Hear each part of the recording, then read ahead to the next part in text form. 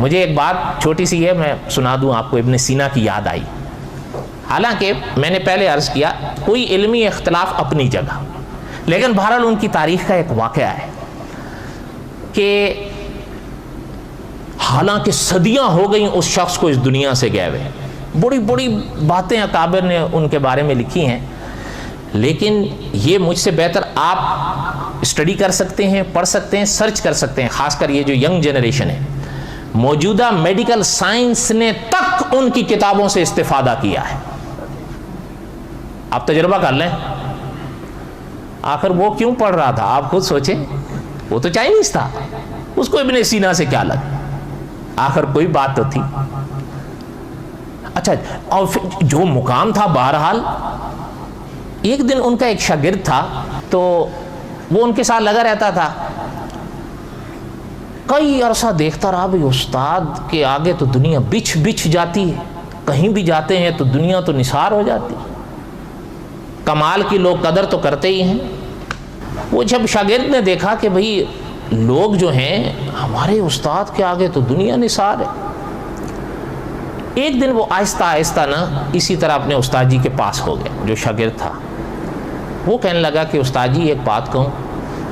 شیخ ابن سینا نے کہا کہ کہو. کہنے لگا کہ آپ کو اللہ نے بڑی عزت دی، بڑا مقام ہے، آپ تو جہاں جاتے ہو تو لوگ آپ کو ہاتھوں لیتے، ہاتھوں. میں نے ابھی عرض کیا نا کمال کی لوگ قدر تو کرتے ہیں، اور پرانے دور کی بات. کہا کہ جی آپ تو، حضرت نے فرمایا پھر کیا کروں؟ ابن سینا نے کہا، انہوں نے کہا جی آپ نبوت کا دعویٰ کیوں نہیں کرتے؟ میں کہا یہ شاگرد لے ڈوبا ہوا. ہاں بھائی حضور کے بعد نبوت کا دعویٰ چاہیے مانا. اچھا، ابن سینا چپ ہو گیا، کچھ جواب نہیں دیا اس کو. حالانکہ ہم تو چاہتے تھے جواب دے نا، طرح دے گئے پہ چلو. اصل میں جواب موقع سے سجتا ہے نا. اس وقت کہہ بھی دیتے تو کہہ دیتے تو شاید ذہن میں شاگرد کے اس طرح نشین نہ ہوتا. تاریخ میں ہے کہ کچھ دنوں بعد ابن سینا کو سفر پیش آیا دمشق، شام، سیریا کا جو کیپٹل، وہاں کا سفر تھا. اور اب کے اکابر بھی یہ فرماتے ہیں کہ وہاں سردی کڑاکے کی پڑتی ہے دمشق. ابن سینا وہاں گئے تو جو جامعہ دمشق ہے، وہاں کی جامع مسجد، اس کے ساتھ میں انہوں نے کمرہ لیا، وہاں رہے. کسی ضرورت کے تحت گئے ہوں گے تو وہ شاگرد بھی ساتھ ماں.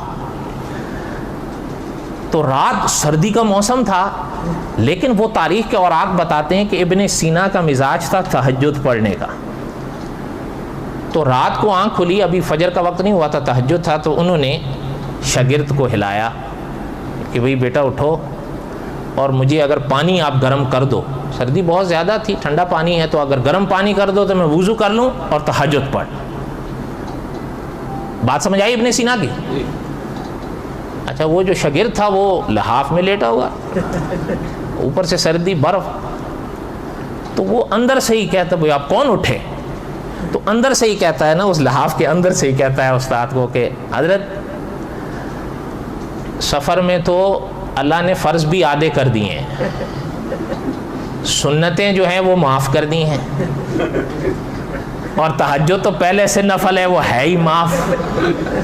تو آج اگر آپ نہ پڑھو تو کوئی ایسے خسارے والی بات تو نہیں ہے، آج رہنے دو.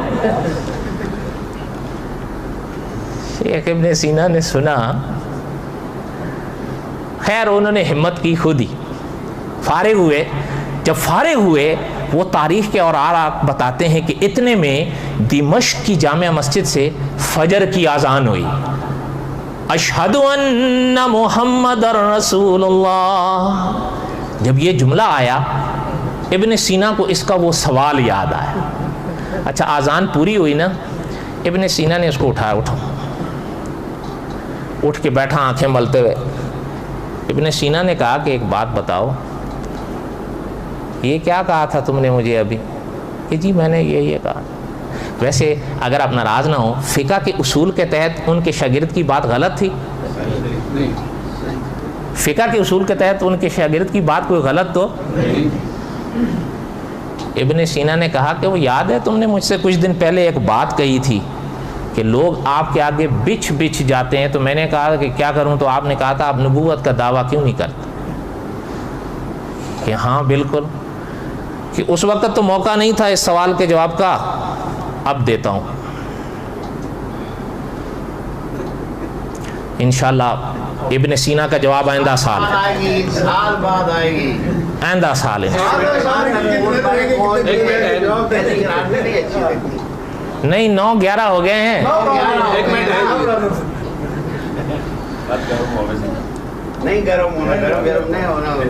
ابن سینا نے، وہ تو میں آپ کا شوق جاننے کے لیے کر رہا تھا، ابن سینا نے ان سے کہا کہ وہ سوال یاد؟ ہاں جی یاد۔ اب ذرا اس کا جواب سنو کہ جی کیا؟ کہ اگر میں نبوت کا دعویٰ کر دیتا تو میرے صدیق اکبر تو پھر تم ہی نے بننا تھا۔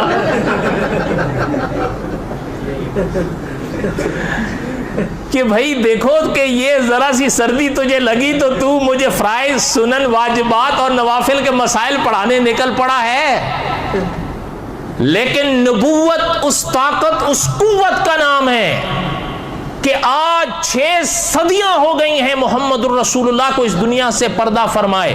ابن سینا کے زمانے سے کہہ رہا ہوں، یاد رکھیے گا، ابھی تو حضور کو اس دنیا سے پردہ فرمائے کتنا زمانہ ہوا؟